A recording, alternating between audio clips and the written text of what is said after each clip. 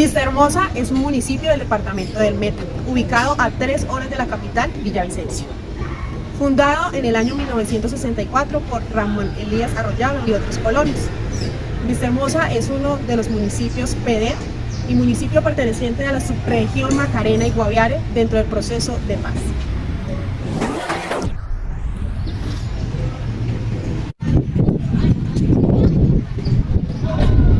Según el DANE 2020, Vistahermosa tiene un aproximado de 28.000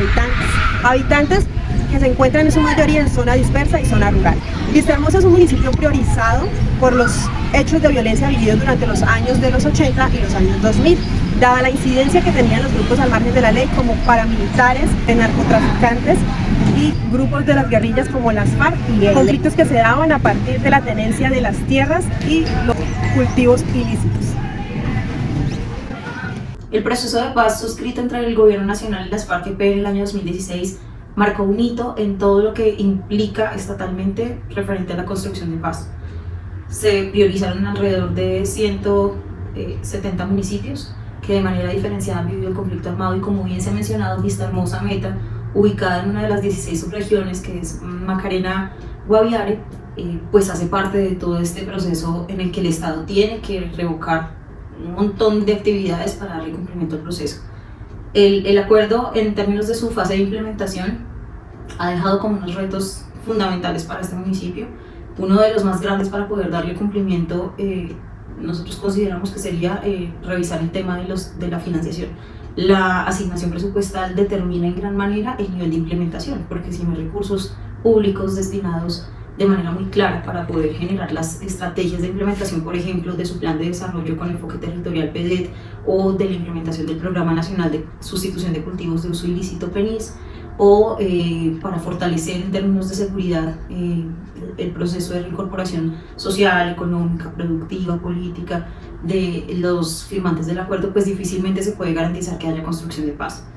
En Vistahermosa hay uno de los espacios territoriales de capacitación y reincorporación, que es el Georgina Ortiz. Recientemente hay noticias respecto a los desplazamientos que por cuenta de otros actores del conflicto armado pues se han tenido que empezar a dar, amenazas sobre la seguridad de los líderes firmantes del acuerdo, las instancias de participación se han visto afectadas, su fortalecimiento es necesario, y eso entonces en perspectiva de Estado-territorio o nación-territorio pone en jaque todo el proceso de la implementación y de cara a todo el reto que implica la construcción de paz, porque no hay garantías completas para poder lograr los propósitos de la firma de este acuerdo. Es claro que la construcción de paz no pasa solamente por la firma, sino también por la voluntad política para hacer con estas nuevas estrategias, estos planes, estos programas, estos proyectos, pues transitoriamente cambios en la población civil, en la población firmante, en la sociedad, y consideramos que entonces otro de los puntos a ser fortalecido ahí es la articulación de las entidades del orden nacional con el departamental y con el nivel territorial. La alcaldía municipal necesariamente debe recoger entre sus políticas locales los sentires expuestos desde el nivel nacional para poder apostarle a la construcción de paz. Asimismo, las entidades del orden nacional que tienen presencia en los territorios, la ARN, la ART, la ADR con el tema de proyectos productivos, la Agencia Nacional de Tierras, la Unidad de Restitución, todas las empresas del Estado o las entidades del Estado que hacen presencia en el territorio necesitan articular sus acciones de manera que se pueda garantizar que la consolidación de este acuerdo sea en conjunto, porque si no, no sacamos nada con trabajar muy fuerte con las víctimas que están reconocidas en el punto 5, pero dejando de lado a los firmantes que están, pues el punto 3 es lo que más apalanca su fortalecimiento o su proceso de reincorporación. No sacamos nada sacando adelante una reforma rural integral si no sacamos adelante el punto 4 de sustitución de cultivos, ¿sí? Entonces es un engranaje total y las apuestas que consideramos deben hacerse es en perspectiva de fortalecimiento entonces de las líneas presupuestales con unas metas trazadoras específicas que no solamente se validen a nivel nacional, sino a nivel departamental y a nivel territorial. 2, pues entonces que las articulaciones entre estas entidades, como ya se han mencionado, desde el nivel nacional hasta el territorial, se realicen de manera efectiva. Y 3, que el Estado, en tanto garante de derechos,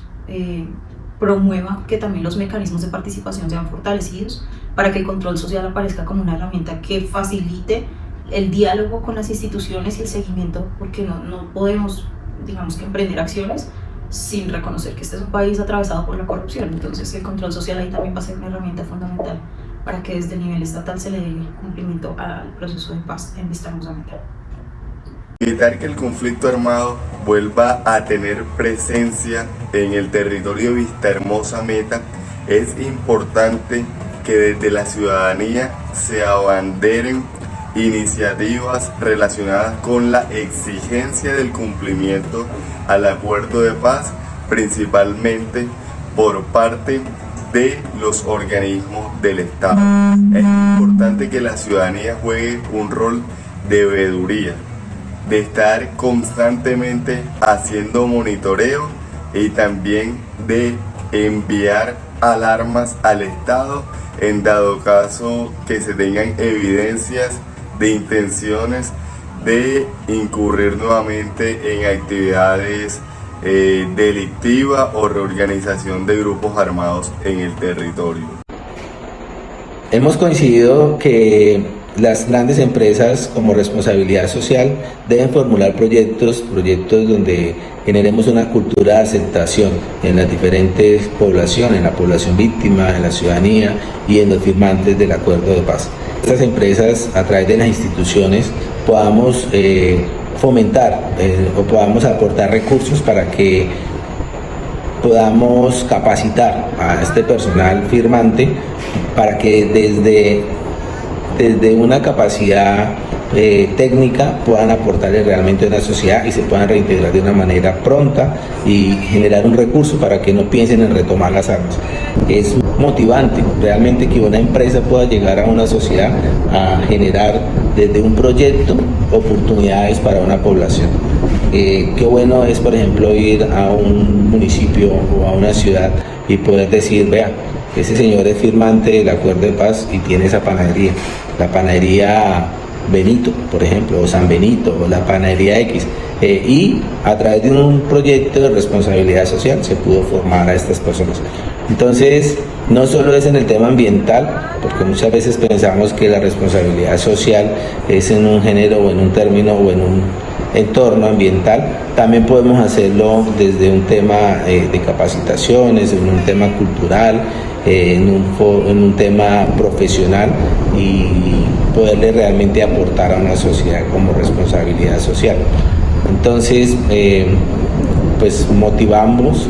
en poder impulsar como responsabilidad social esta cultura de aceptación, esta cultura incluyente para que podamos seguir en el proceso del posconflicto, en que haya un acuerdo de paz asertivo y que no retomen las armas, porque queremos que a la población esté tranquila, que se pueda dedicar a sus diferentes negocios y no tener este proceso que nos ha tenido por más de 50 años tan atemorizados. La cooperación internacional ha sido importante en la construcción de paz durante las últimas décadas. Para tener en cuenta, en el 2012, la construcción de paz del proceso de paz que vivimos ha sido determinante el país de Noruega y el país de Cuba. Estos dos fueron los anfitriones en la primera y segunda fase a finales del 2012. Desde este momento en adelante, países